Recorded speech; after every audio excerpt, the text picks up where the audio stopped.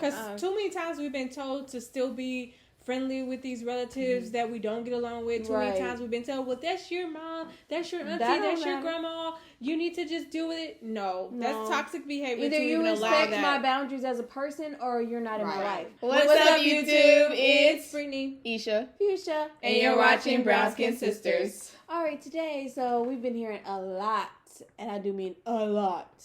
It's just the talk of the town. Jennette Mccurdy, who former Nickelodeon star, her new book titled "I'm Glad My Mom Died." So we're gonna react to the red table talk of it, and also later we're are gonna read the book, and then we'll let you know what we think of it, and give you a couple of viewpoints, so we could just dish on that. You guys ready to hop into it? Yep. All right, let's go. I'm ready. Steady. Red Table Talk is back. I am so disappointed in you. You used to be my perfect little angel. It's the story everyone is talking about. But now you are nothing more than a little slut, floozy, all used up. But no one knew. Add that to the list of things you are. Liar, conniving, evil. After years of suffering and silence, iCarly star Jennette Mccurdy joins the table for her first in-depth interview to reveal decades of abuse, manipulation, torment, and betrayal. You're an ugly monster now. Love, Mom. Or should I say Deb, since I am no longer your mother. At the hands of her mother. All while, Jeannette starred in one of the biggest teen sitcoms of all time. My mom would be chasing my dad around the house with a literal steak knife. How did the abuse with your mom affect your relationships? Ooh, that is a big, juicy question. How she was finally able to set herself free. Oh my God, I'm already gonna get emotional. An unforgettable RTT not to be missed. Can you tell us about your last conversation with your mom? Here we are again. All right, we are back at the table. We are back at the table. Back in full effect. Well, you know what? Today, you came back to a really deep one. Show. Yeah. Brave. There's no better way to describe our guest. For years, we knew her as Miranda Cosgrove's wisecracking, lovable best friend on the hit show iCarly. There's no wrong time to eat an egg roll. And the spin-off Sam and Cat with Ariana Grande. Come with me. By the age of 15, it seemed like Jennette Mccurdy had it all. But at home, it was a living hell. After years of suffering and silence, for the first time, Jennette Mccurdy is bravely sharing her story in her new best-selling memoir, I'm Glad My Mom Died. And it is striking a nerve with millions. Wow. Let's welcome Jennette Mccurdy. Hi, you look so beautiful. We feel like you're our Long-lost niece. We've been talking about you for the last couple of days. Welcome. Yes. Well, let's first say, before you even start, yeah, but this book is, you can't even get this book. Okay? Yo. I'm right, this book is sold out. I had no expectation anything like this. And I think it's really a testament to how much people want to feel and connect with emotionally in deep ways. Yes. I just think that healing is so important. Yeah, reading your book, it was really powerful, super brave.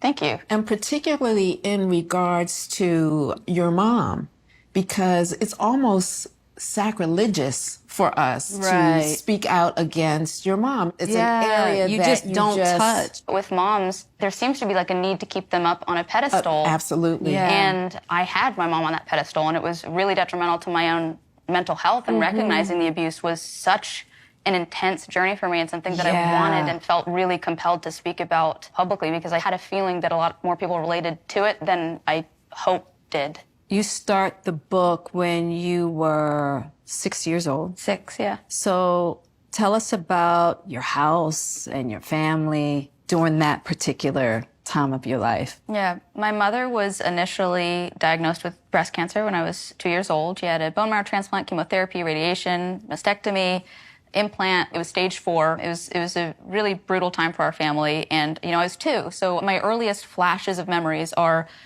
of a household that was very weighted in tragedy. My grandparents moved in with us during my mother's illness, and my mother, as a result of her cancer, she became a hoarder. Jeannette was raised Mormon and lived at home with her mom, Deborah, dad, Mark, her grandparents, and 3 older brothers, Marcus, Dustin, and Scott, and what she describes as a hoarder house with a rat and possum problem. I remember a time when Marcus, Dustin, and Scott slept in their trundle bunk bed and I slept in my nursery. But now our bedrooms are so filled with stuff that you can't even determine where the beds are, let alone sleep in them. We don't sleep in the bedrooms anymore. Trifold mats were purchased from Costco for us to sleep on in the living room. I'm pretty sure the mats were meant for kids' gymnastics exercises. I do not like sleeping on mine. This house is an embarrassment. This house is shameful. I hate this house. Wow. Yeah. Because she was so close to seeing her fate, she suddenly attached meaning and significance to the tiny, she'd say, well, you touched that Kleenex, so I need it. So she was keeping everything that me or my 3 older brothers touched, and it just overwhelmed our house. It really did not feel like a home. It felt like a place of chaos and of turmoil and turbulence. So her cancer, she overcame it, but then it did come back quite a while later. In the years between her first bout with cancer and her second, she put me into child acting, and she had always dreamt of being an actress, so I sort of was the vessel for her dreams. She did a lot of living vicariously through me. So that part, which is I feel like almost a lot of these kids, when they grow up into this, lifestyle of Hollywood and movies and TV shows, I want to say that at least a lot of them are like this, where the parent, and even outside of that, like when I think of that, I think of Dance Moms, the TV show Dance Moms, and I used to watch that. Those mothers live vicariously through their kids because as a kid they didn't get to pursue what they wanted to as kids, and as an adult, as they got older, they wasn't able to do that. So when they have kids, they want their kids to do what they were doing, right? And that's like toxic as hell to me, like really toxic, because it's like at that point your kid doesn't have an identity. Your kid's identity is you, right? And it's not even allowing them to grow into what they find interesting, intriguing, what they find is something that they generally want to do. So if I have a kid today, and because I've always wanted to become a dancer, and because I never got that, for me to live vicariously through my kid and push my kid into dance and say, you have to do this, you have to do that, this is how it's supposed to be done, I know deep down inside that it's a rarity for a kid to want those same things that the parent had. So it's going to be different. But also, the kid almost always has their own mind. They almost always have what they really want to do. So because I want to be a dancer does not mean that if I have a kid, she or he is going to want to be a dancer. Right. So it's not up to me to put that pressure on my kid because I didn't get the dream that I wanted. It's just toxic behavior, I feel like. Right. So I understand definitely when she talks about that, because like I said, her mom was not the only mom that lived vicariously through their kids. Right. And I think that's why so many people relate to this book, because in a way, even if it wasn't their mom that was like this, they probably had a family member or a friend or just somebody that's closely connected to them in any way that were like this to them. So they're like, oh my God, this is I'm literally having flashbacks, and this is really striking a nerve in me because I can relate to it. And I've always admired Jeannette. Like, just from Nickelodeon when I first was introduced to her. Well, she was your generation. Yeah, she was. You know, we were all up into Nickelodeon, Disney. Well, she was your generation because me and her are actually the same age. But I never was an iCarly or a Sam and Cat type of. She was always my favorite. She had that edge and that realness that I so greatly admired. And knowing that this is what she was dealing with at home makes me just love her even more, because the fact that you made it through this is amazing. And I can already tell that when we read this book, it's gonna really strike some nerves, because we know we did not experience the same thing she did, but I can still still empathize with the stuff that she's going through. And I really hope that she is doing a lot better. That she continues to grow and get better, and to just make sure that her mental and physical state stays, intact. Because just the first part. Also, just thinking about this just shows how a person can be living a different life versus what you actually see. Right. So you see her, obviously, it's scripted, so everything that you're watching on the show is actually what she was meant to say, and she's meant to act this way for the sake of her character. Right.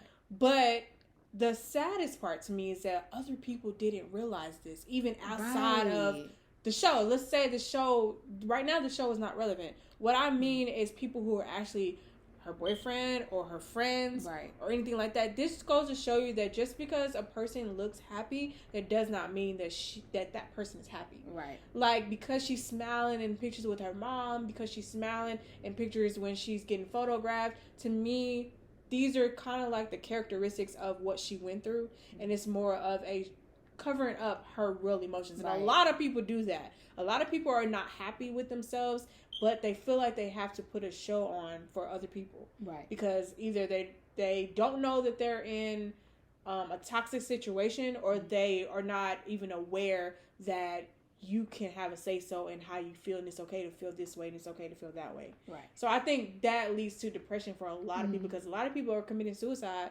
because deep down they feel like they can't come out and talk about whatever it is that's bothering them, whether if it's a relative, whether if they're just dealing with depression, or whether if it's something that happened to them in the past, or whatever the case may be.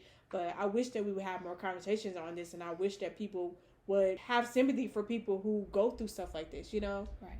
Even outside of the relationship that she had with her mom. I honestly hate how people treat parenthood and having children as like it's an accessory, right? Not a badge of honor. They don't see these kids as the little human beings that they are. They just like, oh, I just want a kid because what everybody else is doing it, or oh, this seems like a good idea at the time. You're raising a little person. What are you doing? Right. Like you can't just disregard their feelings. I also hate that as a child you're constantly taught and literally brainwashed into thinking speaking your truth is disrespect.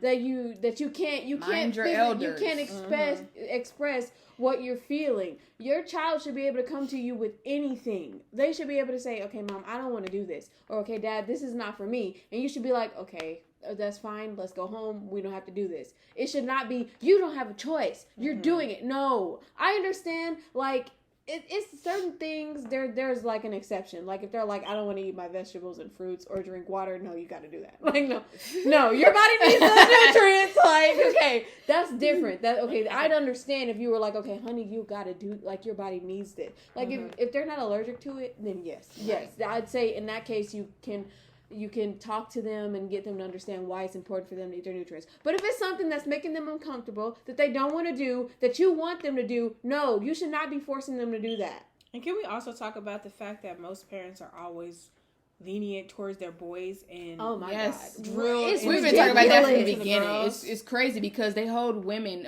and girls to a higher standard than they do boys and men. Yeah, because of we're I get it. We're the one who we carried the child for 9 months and stuff like that. But at the same time, it takes two to tango. Right. The dude. We can't get pregnant without the sperm. Exactly.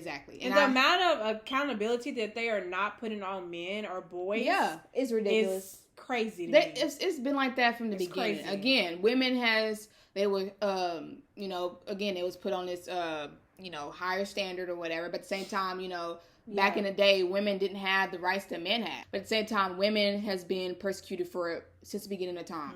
Centuries. Millennia. We couldn't even vote. We didn't have the right to vote. We had to be at home with our man, making sure, cooking. Yeah, you're thinking of we couldn't get an 16, education. 17, and 1800s. I mean, in the 1900s, when we in reality, again, women still have that same cycle they do, where they always, persecute the girls and hold them to a higher accountability and then be more strict on them. I mean, again, it's crazy how she went through this. Nobody knew she was going through this. Again, I agree with y'all on that. Nobody knew. Right. And even the people she worked close with, they didn't even see the crazy red flags. She couldn't express this. Like, she was, honestly... She didn't know that she was... Well, And then she was young. She didn't recognize it. Again, she didn't recognize it, and she also found that in other relationships. That same kind of, abuse that her mom was giving her or doing to her. In her relationships when it came to men. She was that same abuse and verbal abuse and all that other stuff. And when you grow so accustomed to that, you don't know anything else. Right. So anything that seems out of the ordinary of what you're used to, you're going to take that and think that that's wrong. Right. Yeah. And you're going to take what you learned and think that this is right even when it's wrong. It really wasn't your dream. I was going to say. No. Wow. I was a shy, sort of uncomfortable kid. It's so surprising for me to hear that wasn't your dream to be an actor, because I was on iCarly, I was on the Sam and Cat vibe, and I just loved your character. Oh, thanks. Me watching you on the screen, in my head I was like, yo, she's killing it. That makes me happy. When she was just 11, Jeannette became anorexic. Soon, disordered eating consumed her life. In her early 20s, she weighed less than 90 pounds. Wow. How did those food issues start? I'm glad that you asked. I feel for anybody who relates to this. It's quite unfortunate, but my mom taught me anorexia. She taught me calorie restriction when I was 11. I had felt a lump in my breast that I thought was, oh, well, my mom had cancer, so I'm probably getting cancer. And she said, no, Nat, that's just boobies. And I said, well, can I stop boobies from happening? I don't want boobies. I don't want to grow up. And I knew that my mom really wanted me to stay young. Yeah. She really, really made that clear to me. She would sob and really clutch me intensely and say, like, I don't want my baby to grow up. And I knew me growing up would mean us separating, and I didn't want that to happen. So I asked if there was a way that I could stop the boobies from coming in, and she told me, well, there's a thing called calorie restriction. Wow. And it became our sort of secret and our code, and something that, as disturbing as it is, really bonded us. Right. It was our thing. Yep. Wow. No one else got this thing. We got this thing. I can look at you from across the room and know you got me and I got you. And we were just in the disease, in the sickness. But there was a connection that the sickness created that I, of course, couldn't see at the time. Yeah. Right. Jeannette paints a heartbreaking picture of her life at age 11. I proudly show my half-eaten portions to Mom after every meal. She beams. Each Sunday, she weighs me and measures my thighs with a measuring tape. I learn the value of eating water-dense fruits and vegetables like jicama and watermelon. I learn how helpful cayenne and chili peppers are for increasing your metabolism. I learn that coffee is an appetite suppressant, so I start drinking decaf black alongside Mom. Drinking coffee in any form is technically against the church's rules. Well, it's decaf, so I'm sure God would make an exception, Mom says, and I nod like I agree, even though I'm pretty sure the God I've learned about doesn't make exceptions. The thinner I get, the stricter I get with what I'll ingest, because it seems like my body is trying to hold on to whatever I eat. I notice that most foods add a little body weight to me, 0.4 of a pound or so. I know this because I weigh myself 5 times a day. Wow. It was when I heard her saying things to the doctor that I knew to not be what was happening behind closed doors. Right. I thought maybe, oh, something's really doesn't feel right in my bones here, because my doctor's saying, your daughter's really underweight, and I would like you to keep an eye on her behaviors, because sometimes when girls develop anorexia, they're very secretive with their patterns. And my mom's saying, I'll definitely keep an eye on that, but I don't see anything off about it. And I'm thinking, she measured my breakfast today. She made sure that I had lettuce with no dressing on it for dinner last night. Like, what does she mean she'll keep an eye on it? She is the eyes on it, you know? It was confusing to hear, and I kind of started piecing together, oh, the things that she's saying outwardly don't match what's happening in our house. In the house. Yes. And what was interesting, Willow reminded me, she said that your character on that show was obsessed with food. Loved food. It was so confusing at the time. Right. Being caught up in anorexia or binge eating disorder or bulimia, and then while playing this character who's like slinging a fried chicken leg, like beating people with a ham sandwich, it felt like my life was mocking me in a lot of ways, and it was really difficult. I'd have to say one of the heartbreaking aspects of the book was one of them, was your mother having you and your 16-year-old brother in the shower, bathing you both. Yeah. And you were, what, 11? 11? Wow. So, do you want to read the excerpt? Sure, yeah. Nat, shower time, Mom shouts from another room. My whole body freezes. Oh no, not shower time. I've dreaded showers for a while, 5 years or so. Whenever it was that I started to feel uncomfortable that Mom still showers me. She doesn't mean to make me uncomfortable, I don't think. She says she has to shower me because I wouldn't know how to shampoo and condition my own hair. She says maybe if it wasn't so long or such a specific texture that she wouldn't have to. But because it is those things, and since she was a professional hairstylist, it just makes sense for her to do it. Mom showers me with Scotty sometimes. He's almost 16 at this point. I get really embarrassed when she showers us together. I can tell he does too. We usually just look away from each other, and Scott distracts himself by drawing Pokemon in the fogged glass. He does a pretty good Charizard. When she showers us together, Mom says it's because she's got too much to do. Scott asked if he could shower himself once. Mom sobbed and said that she didn't want him to grow up, so he never asked again after that. Whether or not Scott's there with me, Mom gives me a breast and front butt exam, which is what she calls my private parts. She says she wants to make sure I don't have any mysterious lumps or bumps because those could be cancer. I say okay because I definitely don't want cancer, and since Mom's had it and all, she would know if I do. How did that affect your dynamic with your brother? Yeah. What a beautiful question that I appreciate for my brother. I'm so close with all 3 of my brothers, and they have been such a source of love and support and consistency in my life where there really wasn't much anywhere else. Wow, that's good to hear. Isn't it amazing? We have such a beautiful bond, and there's such an understanding there, I think, because of the things that we went through together and the things that we saw together. I love hearing that you guys are close. Me too. Yeah. Me too. Yeah. Because this kind of abuse Yes. can be Deeply tragically divisive. Yes. Yeah. So I am glad to hear that you guys have a. I also wonder, have you ever talked to them about your mother's mental state before you were born? Yes. Whatever continued to worsen was already happening. Okay, Yeah. got it. And before I was born, she had this 7-year affair with another person. A year after her mom's death, Jeanette's life was spinning out of control as she battled a raging eating disorder, alcoholism, and insurmountable grief. Her dad, Mark, the man who raised her, dropped a bombshell. He was not her biological father. Deborah's 7-year affair with a man named Andrew, while she was married to Mark, produced 3 children, Dustin, Scott, and Jeannette. Wow. My brothers sort of have memories and flashes of the affair and the tumultuous nature of my mom navigating that. And they have a couple pieces of the puzzle that I was too young to have and that I couldn't get from the adults around me. Do you know anything about your mother's history? Like, did she have any history of Like before you were abuse born even? herself? Yeah. Or, you know, I feel like mental it was illness? something with her mom as well. Yes. There was a very intense dynamic between her and her mother, and I saw that firsthand because my grandmother on my mom's side lived with us. Also, my mom did kind of recount experiences of sexual abuse. And she never went to therapy. My dad and my grandpa would plead with her and beg her and say, you know, please do something about this. Yeah, I was wondering, like, did they ever, like, try to be like, hey, like, this is really not right? They'd beg. Wow. They'd beg. You know, Yeah. my mom would be chasing my dad around the house with a literal steak knife.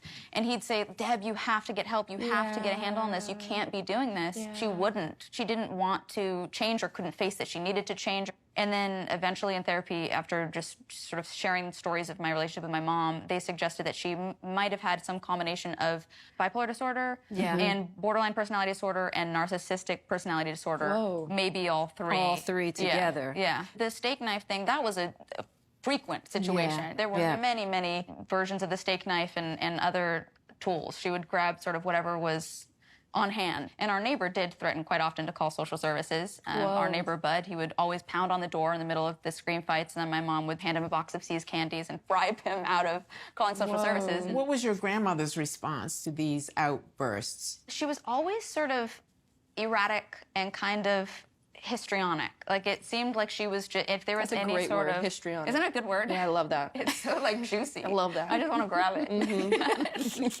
If there was any sort of emotion, she'd then meet it with, like, 10 times that emotion. So if my mom's crying, she'd be like, ah! Just like, chaos on chaos on chaos. Right. There was so much noise in our house. Yeah. And then me and my 3 older brothers were always just sort of quiet. Totally. Because there was so much noise from the adults in the house. And I think a lot of children who experience dysfunction can probably relate to that. Did she know about the book, your grandmother? She does. Oh, wait. Your grandmother outlived your mother? Yes, yeah. Whoa. She's still outliving her. She's in Kentucky in a senior citizens facility. I have very strong boundaries around my relationship with my grandma, and my brother shared with me that she was not happy with the title. Right. But I expected that. I'm not surprised at all. And you have strong boundaries around your grandmother just because of... Abuse. I tried to have a relationship with her, and it was very clear to me that she was incapable of honoring literally any boundary that I set. I mean, things like, can you please not comment on my body? It's really, detrimental to me, and I want to believe you have the best intentions, but these comments are really harmful, and please, can you stop? She'd say, sure, and then 5 minutes later, another comment would come out, and she just seemed incapable of honoring the boundaries, so ultimately it was a matter, okay, I just can't have a relationship Gotta take care with of this person. yourself. Absolutely. Yeah. I also feel as though people who've grown up with you, people saw you on the screen as this character, and they saw you with this seemingly fairy tale life, you know? Yeah. Can you read that passage from your book? Yes. I started to thoroughly dislike fame by the time I was 16, but by now, at 21, I despise it. Millions of people dream of being famous, and here I am with fame and hating it. It doesn't help that I'm famous for a thing I started when I was a kid. I think of what it would be like if everyone was famous for a thing they did when they were 13. Their middle school band, their 7th grade science project, their 8th grade play. The middle school years are the years to stumble, fall, and tuck under the rug as soon as you're done with them because you've already outgrown them by the time you're 15. But not for me. I'm cemented in people's minds as the person I was when I was a kid. a person I feel like I've far outgrown. But the world won't let me outgrow it. The world won't let me be anyone else. The world only wants me to be Sam Puckett. I'm aware enough to know how annoying and whiny this all sounds. Millions of people dream of being famous, and here I am with fame and hating it. I somehow feel entitled to my hatred since I was not the one who dreamt of being famous. Mom was. I would have been content being a kid. Ooh, that's a lot. There is a lot to unpack, and we didn't even watch the full. Yes. Oh, Lord. You can watch it on Facebook, just search Red it on Table there. Talk. Yeah, We'll Red leave a Table link Talk. down below. Yeah, but definitely. any closing arguments before we end this video? It's crazy. I mean, there's a lot to go. It's a lot to process in the same time, too. I must have this book. Like, I'm not going to until I read this book. Yeah. I just need to, wow. It's, whew. I feel like this it's heartbreaking. It is. Again, I like the point she made where society or people in general hold moms to put them on this pedestal, that they can't do wrong. Exactly. They can't do wrong. Which is not true. And again, I'm not saying that it's just mothers that, try to live vicariously through their kids and stuff like that. Because, you have fathers do it to their sons, too. Yeah. But, it's crazy. Not only do you have them live vicariously to their kids, you also have the situation where a parent feels like you're never doing anything, you're not good enough. You always have to be the best or whatever. What you want to do is something that they don't approve of, and so it's like they have to put their input. They have to stick their hand in there and try to control your life and stuff like that. I am happy that she stopped talking to her. Definitely. You can tell she was toxic. She's not gonna change. Not gonna respect boundaries. And you really have to do that. Sometimes. Sometimes it's best to cut them out. It does not matter if they're family, friends, coworker. If they are toxic to you, if they do not respect boundaries, cut them off. I'm glad she did that. Yeah, that's a good thing that she did. Because too many times we've been told to still be friendly with these relatives that we don't get along with. Too many times we've been told, well, that's your mom, that's your auntie, that's your grandma. You need to just do it. No, that's toxic behavior. Either you respect my boundaries as a person, or you're not in my life. Period. Then that's how it should be. If you're not doing anything to improve my emotional, my health in general, mental health, then there's no point of me, entertaining you being in my life. At the same time, it's just best to cut it out. Just cut them off. All right, where our battery is flashing red. So thank you guys so much for watching. Brown Skin Sisters. Be sure to subscribe, share, like, and comment. Check out all our recent videos. Yep. And if you have any video topics or video reactions you will want us to see, be sure to leave a comment down below. And we will see y'all in our next one. Bye.